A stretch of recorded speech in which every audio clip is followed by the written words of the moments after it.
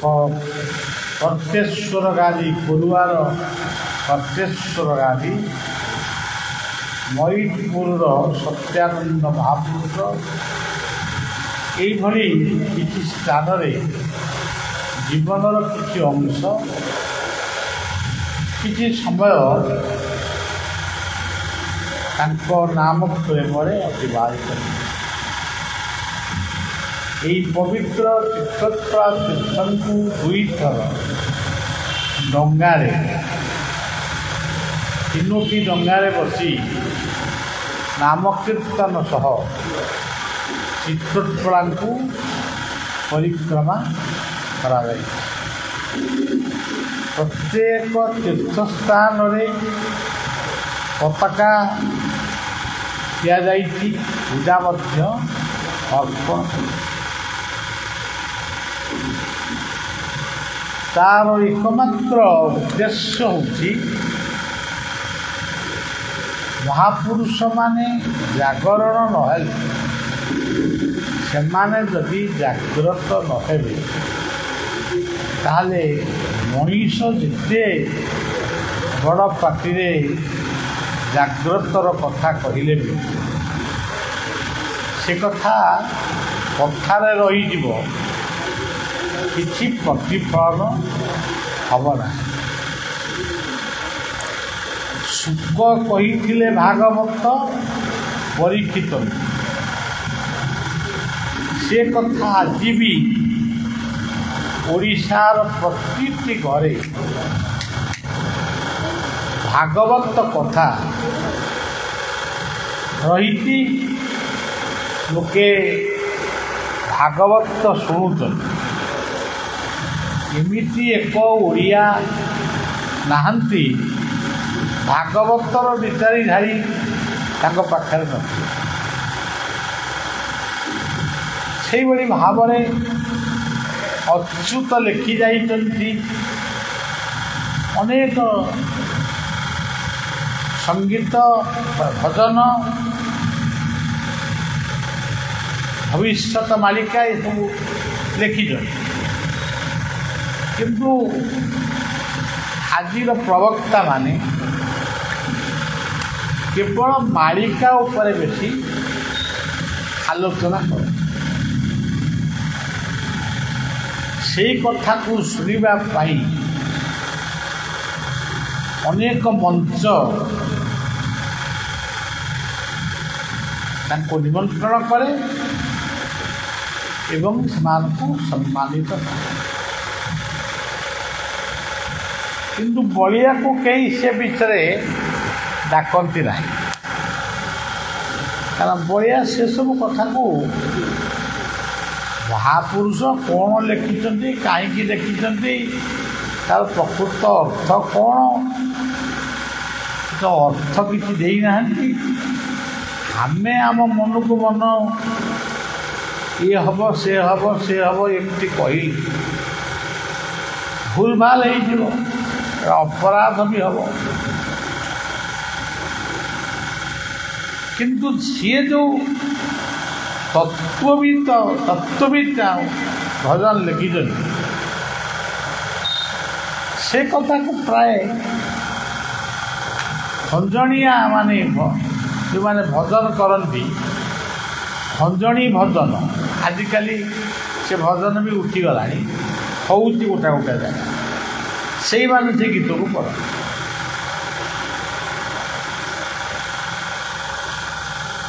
से कथाटा को आमे पढ़िकी समय नष्ट करुचे ता तत्वटा को जदि उपयुक्त गुरु ठारू शुणी जड़े गुरु आमको से तत्वटी को जदि ठीक भाव बुझेदेवे ताहले आम मनटी आनंद कारण आमे तो बहुत दिनर मनीष नुहे केतटा वर्ष पाई पृथ्वी को आसु आम लीला खेला शेष करी आमे आमर पुणी पलैबू ତତ୍ତ୍ୱଟାକୁ ବୁଝିଲେ ଆମ ମନର ଭ୍ରାନ୍ତି ଦୂରୀଭୂତ।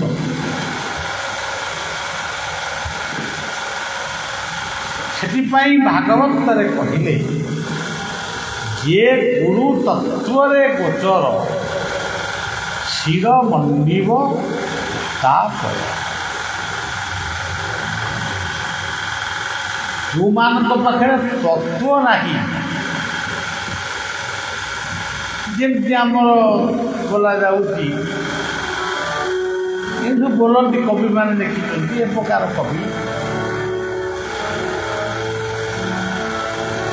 ହାତରେ ମୋ ମୁଠା ମୁଠା ଶରଧାବା, ନରେନ୍ଦ୍ର ଜଳ ପରେ ମଥାରୁ। ସିଏ ନରେନ୍ଦ୍ର ପୁଷ୍କରିଣୀରେ ଗାଧେଇବ, ଶରଧା ବାଲିରେ ବି ବସି ନଥିବ, ଶରଧା ବାଲିଟି କୋଉଠି ତାକୁ ବି ଦେଖିନଥିବ।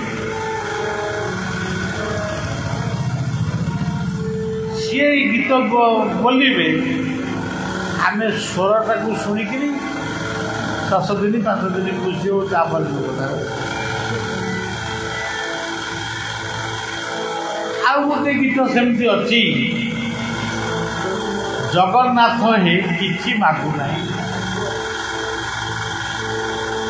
ଯଦି ଜଗନ୍ନାଥଙ୍କୁ ଆମେ କିଛି ମାଗିବୁ ନାହିଁ, ତାହେଲେ ଆମେ ଆଉ କାହାକୁ ମାଗିବୁ? ଯାହାକୁ ମାଗିବୁ ସିଏ କ'ଣ ଆମକୁ ଦେଇପାରିବ? ସେ କହୁଛନ୍ତି ଜଗନ୍ନାଥ କିଛି ମାଗୁନାହିଁ ତୋତେ, ଧନ ମାଗୁନାହିଁ ଜନ ମାଗୁନାହିଁ, ମାଗୁଛି ଶରଧା ବାଲିରୁ ହାତେ। ଯଦି ଧନ ଆମ ପାଖରେ ରହିବ ନାହିଁ, ଏଇଭଳିଆ ଗୋଟେ ସତ୍ସଙ୍ଗ କେମିତି ହେବ? ଆମେ ଘର ଦ୍ୱାର କେମିତି କରିବା? ପୁଅ ଝିଅ ବାହାଘର କେମିତି କରିବା? ଭୋଜି ଭାତ କେମିତି କରିବା? ଧନ ମାଗୁନେଇ ଜନ ମାଗୁନେଇ, ମାଗୁଛି ଶରଧା ବାଲିରୁ ହାତେ।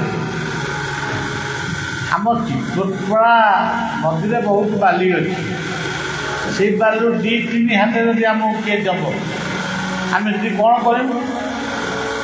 ନଡ଼ିଆ ଗଛ ଲଗେଇବୁ କି ଆମ୍ବ ଗଛ ଲଗେଇବୁ କି ଟାକୁନା ଗଛ ଲଗେଇବୁ, କେଉଁ ଗଛଟି ଲାଗିଲେ ଏ ବାଲିରେ ହେବ? ଯଦି ଘର ବଖୁରିଏ କରିବୁ, ସେ 3 ହାତ ବାଲିରେ ହେଇପାରିବ? ହେବ କେମିତି? ଏଇ ଆପଣଙ୍କର ଦେଖନ୍ତୁ ଉତ୍ତରାଖଣ୍ଡରେ ବାଦଲ ଫାଟିଲା, ବର୍ଷା ହେଲା, ଗୋଟେ ଗାଁ କୋଠା ବାଡ଼ି ହୋଟେଲ ସବ ଭାସିଗଲା। ପ୍ରକୃତ ବାସ୍ତବ କଥାକୁ ଆମକୁ ମାଗିବାକୁ,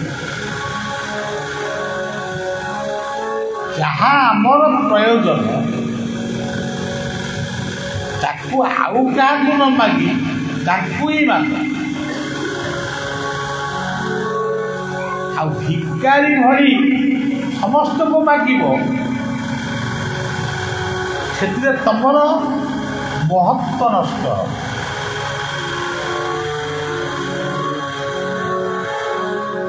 କହିଛି ଜଣକୁ ଦୁଃଖ ବୁଝିଲେ ବୁଝିବ, ଗୁହାରି କରିଛି ପାଦେ ଶୁଣିଲେ ଶୁଣିବ।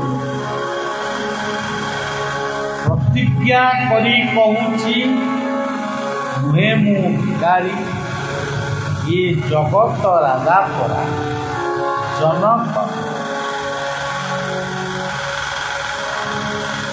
ଏଇ ଚିତ୍ରକୂଟ ଧାରରେ ମାଳ ମଠ ଜୟିତଳଙ୍କର ବାୟା ବାବାର ସାଧନା।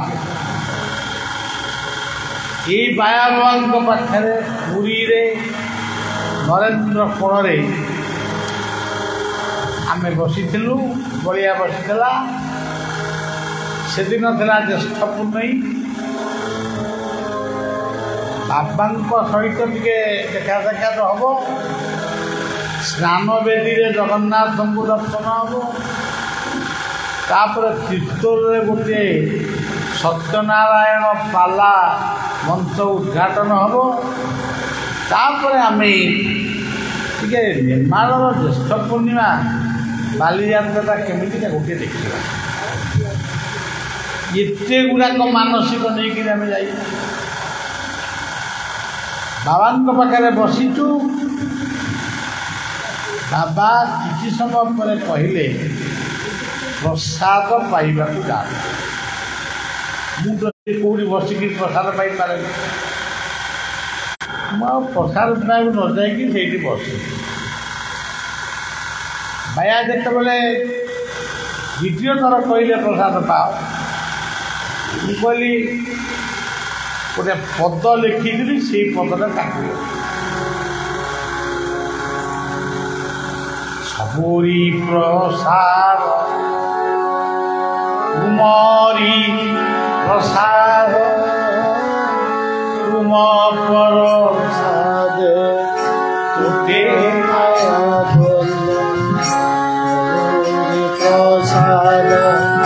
कुमारी प्रसाद तुम प्रसाद तुटे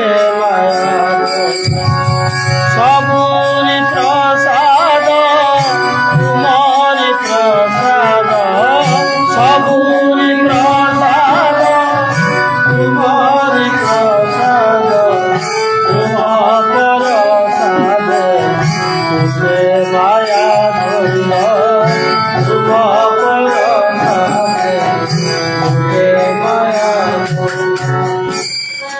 गुरुंकर कृपा है पितृमातृ आशीर्वाद संघ शास्त्र आशीर्वाद गुरु गुरुजन मानकर आशीर्वाद जीवनटा गोटे जीवनटा धन्य आईपत्र टे लगे प्रसाद टे पाई चली जीवु से कौन आम लाभ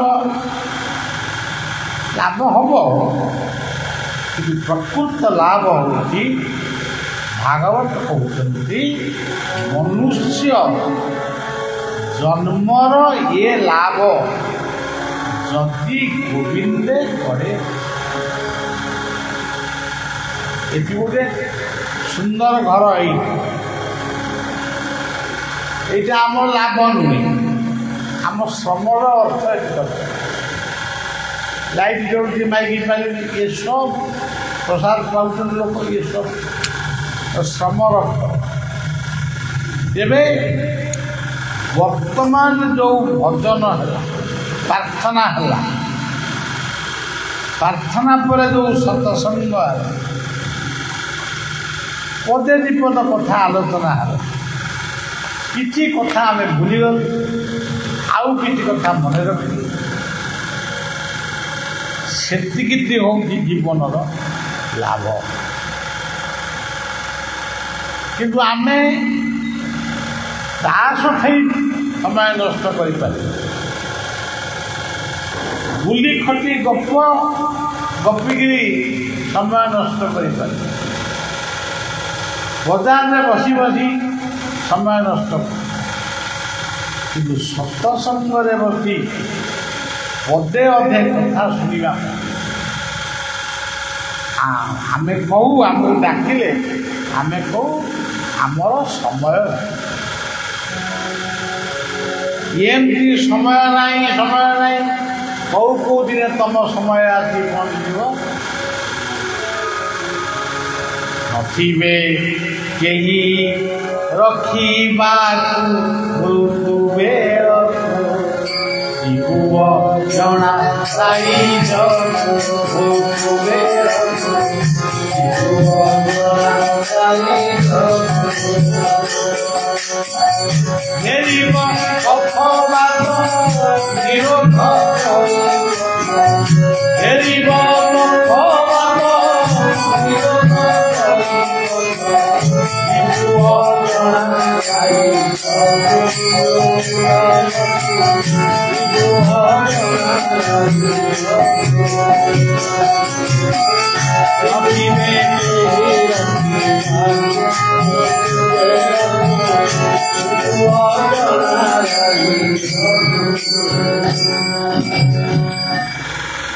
ये कथा जो महापुरुष माने लिखिं प्रकृतर से बुझी जीवनटा कौन आउ संसार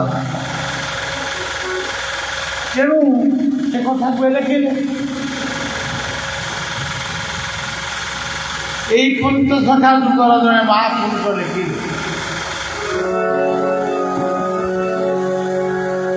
उड़ुछि काल संसार मने नाई आउ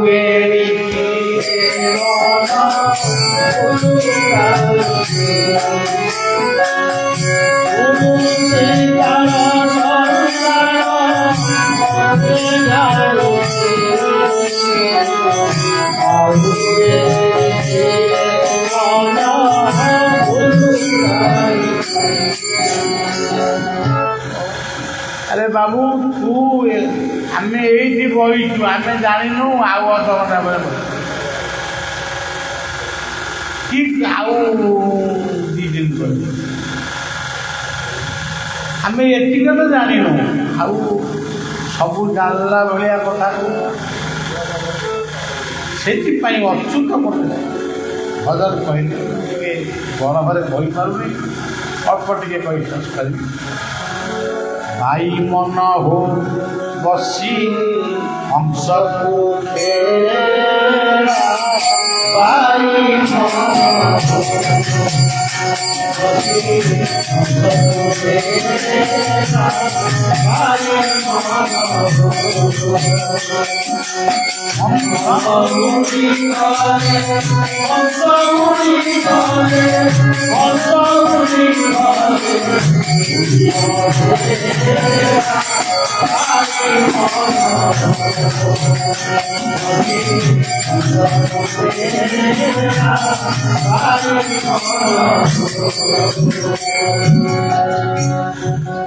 मोर जीवन पुष्करिणी रे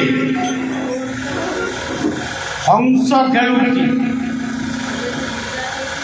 आगे आम चमकी पड़िया कथा जीवनटा गोटे पुष्करिणी तादे पूरा हंस खेलु से हंस किए निस्वार्थ जो दिन आम बर्तमान ये मन पकाऊ बहुत कथा कौटी मु चाबिटा रखी कौ बैंक टंका रखी कौटी मोर सुना बंधा रखी कौटी केते करज करते सुझी मो पुआ कौटी अच्छी मो नाती कौटी अच्छी मो भणजा कौटी अच्छी आपको सब बनता किंतु मो निकट में जो निश्वास ये निश्वासटा ये अच्छी से कथा मोर मने ना से आपे आपे जाऊँगी आपे आपे कई कौन भावुची मो नाकर निश्वास हो कई कौन नाकर हाथ मारिक कौन मो नाकर निश्वास बहुची कि नहीं से कथा कई कह से निश्वास जिते उड़िकी पलैब से आम भेड़ा बुड़ी भेड़ा कहले आम जीवन भेड़ा जीवन गोटे भेड़ा परिवार गोटे भेड़ा कर्म क्षेत्र गोटे भेड़ा ज्ञान क्षेत्र गोटे भेड़ा इच्छा शक्ति जिते आमर अच्छी से भेड़ा से कहले भाई मन हो अच्छी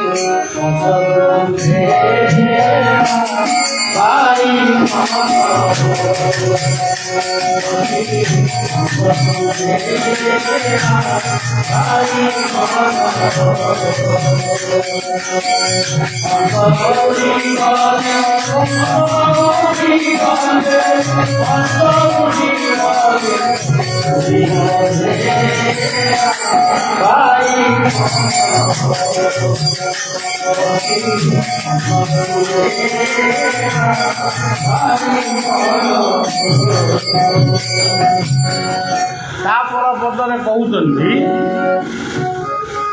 ପୋଖରୀ କୋଟି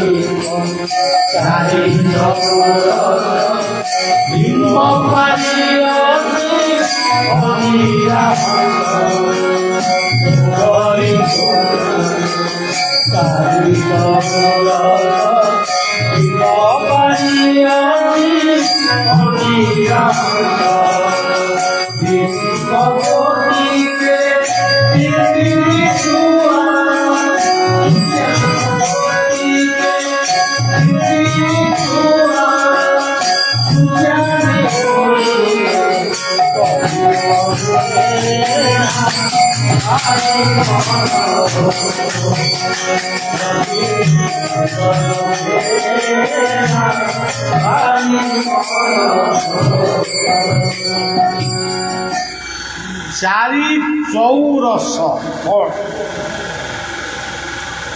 ଚାରିଟା ରସ ଏକରେ ଆପଣମାନେ ବର୍ତ୍ତମାନ ଗୋଟାଏ ରସରେ ଅଛନ୍ତି। ଏଇଟା ହେଉଛି ଧର୍ମ। ଦୁଇରେ ଆଉ ଗୋଟେ ଅର୍ଥ ଭାବନାରେ ଆପଣ ଅଛନ୍ତି, ସେ ହେଉଛି ଅର୍ଥ ଧନ ଦରକାର। ତିନିରେ ଭବିଷ୍ୟତରେ ମୁଁ କ'ଣ କରିବି, ଏଇ ଯେଉଁ ଇଚ୍ଛା ଶକ୍ତି ତାକୁ କେମିତି ପୂର୍ଣ୍ଣ କରିବି, ଇଏ ଗୋଟାଏ ରସ। ଚତୁର୍ଥରେ ମୁଁ ଶାନ୍ତିରେ ବଞ୍ଚିବି ଆଉ ଶାନ୍ତିରେ ଇଏ ଦୁନିଆରୁ ଇଏ ଚାରିଟା ରସ କାହାର ଦରକାର ନାହିଁ। ଖାଲି କ'ଣ ହିନ୍ଦୁଙ୍କର ଦରକାର, ଖାଲି କ'ଣ ମୁସଲମାନଙ୍କର ଦରକାର, ଖ୍ରୀଷ୍ଟିଆନଙ୍କର ଦରକାର, ସମସ୍ତଙ୍କର, ପଶୁପକ୍ଷୀଙ୍କର। ତାପରେ ଆଉ ଗୋଟେ ପଦ ସେ କହୁଛନ୍ତି, ଏଇ ପଦର କଥାଟାକୁ ମନେ ରଖନ୍ତୁ, ଧର୍ମ ପାଳନ କର, ଅର୍ଥ ଉପାର୍ଜନ କରନ୍ତୁ, ସତ୍ କାମନା କରିବା ପାଇଁ ଈଶ୍ୱରଙ୍କୁ ପ୍ରାର୍ଥନା କର ଏବଂ ନିଜେ ଶାନ୍ତିରେ ବଞ୍ଚନ୍ତୁ, ଅନ୍ୟକୁ ଶାନ୍ତିରେ ବଞ୍ଚିବାକୁ ଦିଅନ୍ତୁ। ଆଉ ଏ କଥା ଯଦି ନାହିଁ, ରାମାୟଣ ପଢ଼ିଲେ କ'ଣ, ମହାଭାରତ ପଢ଼ିଲେ କ'ଣ, ଭାଗବତ ପଢ଼ିଲେ କ'ଣ, ଯେଉଁ କଥା ବୁଝେଇ କଥା। ଆଉ ତାପରେ ଗୋଟେ ଭଲ ପଦ କହିଲେ,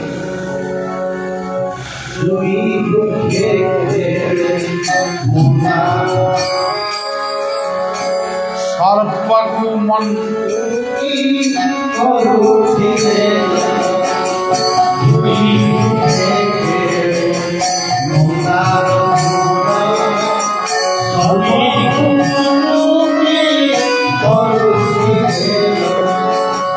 ଦୁଇ ବୃକ୍ଷ କୋଉଟାକ, ଦୁଇ ବୃକ୍ଷେ ଅଛି ମନ୍ଦାର ଫୁଲ, ସର୍ପକୁ ମଣ୍ଡୁକି କରୁ। ସର୍ପ ହେଉଛି ମସ୍ତିଷ୍କ,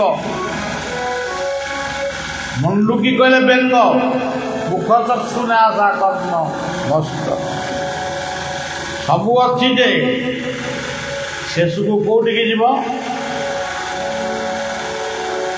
ଜୁଇ ବୃକ୍ଷକୁ, ଯୋଉଠି ମାନେ ତମେ ଜଳା ହବ, ପୋଡ଼ା ହବ, କି ପୋତା ହବ, କି କବର ହବ, ସେଇଟା ହେଉଛି ତମର ଶେଷ।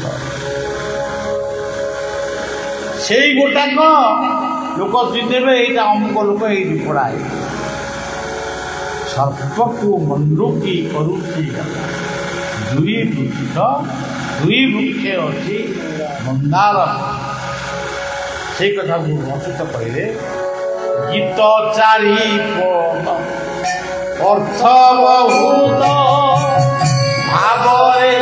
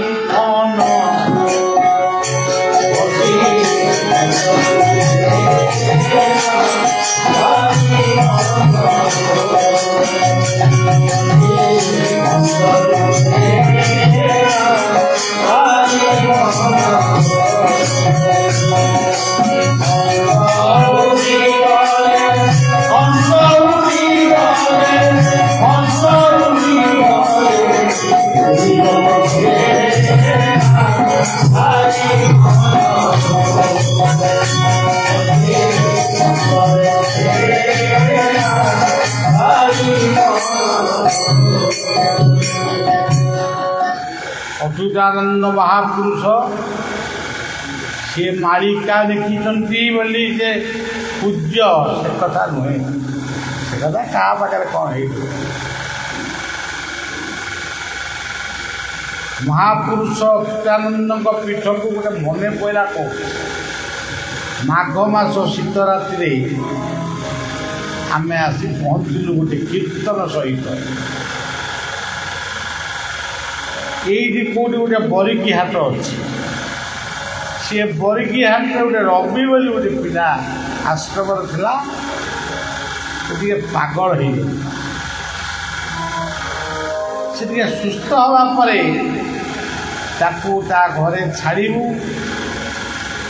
ନେମାଳରେ ଆଜି ଧୋନି ଜାଳି ଆମେ ଗୋଟା ବସିବୁ ଆଉ ପାଇବୁ ଆଉ।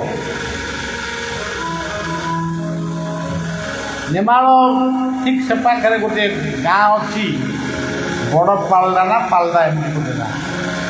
ସେଠି ବିଚିତ୍ରାନନ୍ଦ ମହାନ୍ତିଙ୍କର ଗୋଟେ ଘର। ତାଙ୍କ ପାଖକୁ ଖବର ଦେଲୁ ତୁମେ କାଠ ଆଣିକିରି ମହାପୁରୁଷଙ୍କ ପାଖରେ ରଖିଥିବ, ଆମେ ଯାଉଛୁ ବରିକି ହାଟରୁ ନିଆଁ ଜାଳିକିରି ବସ। ସେ ଖବର ପାଇପାରିଲେ ନାହିଁ କି କାଠ। ସେତେବେଳେ ଶୀତ, ପ୍ରଚଣ୍ଡ ଶୀତ।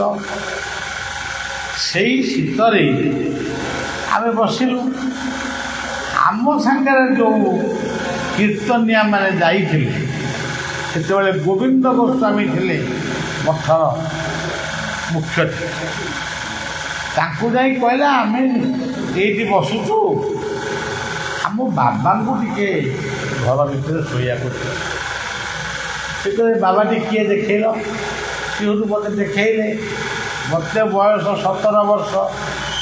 ମୁଁ କାହିଁ ତାଙ୍କୁ ବାବା ଭଳିଆ ଦେଖାଯିବି? ସିଏ ବହୁତ ପିଲା ଲୋକ କଷ୍ଟବାଦୀ। ନା ନା ନା ନା ନା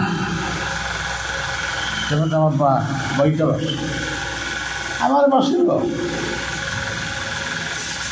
କେତେବେଳେ ତାଙ୍କ ଭିତରେ ଗୋଟେ ଦୟା ଆସିଲା କି କ'ଣ, ତାହେଲେ ତମ ଭିତରେ ଯିଏ ବାବାଜୀ ସେଇ ଆମ ଆଖୁ ଘର। ଆଉ ତା ସାଙ୍ଗରେ ଜଣେ ଲୋକ ରହିବ, ଆଉ କେତେ ଲୋକ ରହିବ। ପୁରା କ'ଣ ବିଛଣା ଟିକେ ପକାଇଦେଲେ ମୋର ଆଉ ମନେ ପଡ଼ୁନି। ବିଡ଼ା ଟିକେ ମୁଣ୍ଡ ତଳେ ଦେଇକିରି ଆମେ ଶୋଇଲୁ। ଆମକୁ ତ ଶୋଇବାର ଅଭ୍ୟାସ ନାହିଁ। ଆମେ ଯାକ ଛୋଟପଟ ହେଉଛୁ। ରାତି 4ଟା ବେଳେ ସେ ଖଟ ଉପରେ ଶୋଇଛନ୍ତି, ଆମେ ତଳେ ଶୋଇଛୁ। ରାତି ବୋଧେ 3ଟା କି 4ଟା ହେବ। ଘଣ୍ଟା ତ ଆମ ପାଖରେ ନଥିଲା। ସେତେବେଳେ ମୁଁ ମୌନ କଥାବାର୍ତ୍ତା କରୁଛି। ସେ ଉଠିକି ଡାକିଲେ, ବଳରାମ ବାବା। ବଳରାମ ବାବା, ମୁଁ ତ ପାଟି ଫିଟାଇନି, କେମିତି କହିଲେ ଆଜ୍ଞା? ମୁଁ କହୁଛି ପାଟି ଫିଟାଅ, ଖଟ ଉପରକୁ ଆସ। କିଏ ହେଇଛି ବସ, କଥାବାର୍ତ୍ତା କରିବ। କାଲି ସକାଳୁ ପୁଣି ବନ୍ଦ। से एभली अड़ुआरे मत पकड़े कथबार्ता कहवा कथा है महापुरुष तुम विषय मत गोटे कथा कह तेणु तुम ये बस तले शोब तेणु महापुरुष को आम देखीदेवा माटी गदा बरगछ बरगछ किंतु महापुरुष जो भजन सब लिखिं से भजन गोटे पद मु बोलुची मुझे क्लांत विश्राम देवी मोदी एत कथा कहना आपण मैंने से अंचल से सब कथा आप जानी तथापि मोर भक्ति अर्घ्य अर्पण करुँची आज भूया परिवार भूया बंशर आमंत्रण पूर्व वर्ष भी आसी ए वर्ष आसी एवं सालेपुर जीवार थिला ताकू गोटे राति बातिल कर महापुरुषों पादपद्म को चिंतन कर से पदटी गाँची भाव विनोदी ठाकुर भक्त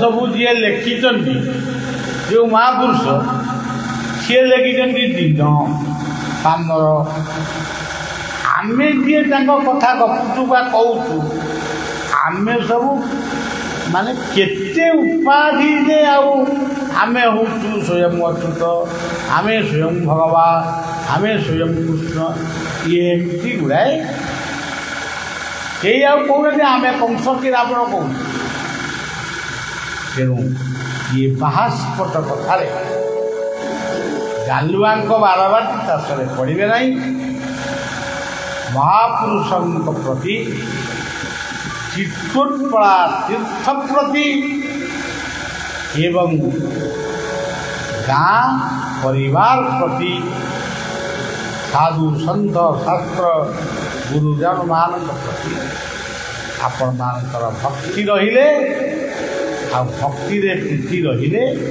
निश्चित भाव कि भव संसार आम उठा तेणु आजिर कथा तांकरी कथा तांकरी पादरे अर्पण करी ये ग्रामर ये पंचायतर ये जिलार ये परिवार जो माने आपण माने बसिछन समस्तंकर मंगल चिंता करी नमस्कार करी कथा को जय जय राधा हरि हरि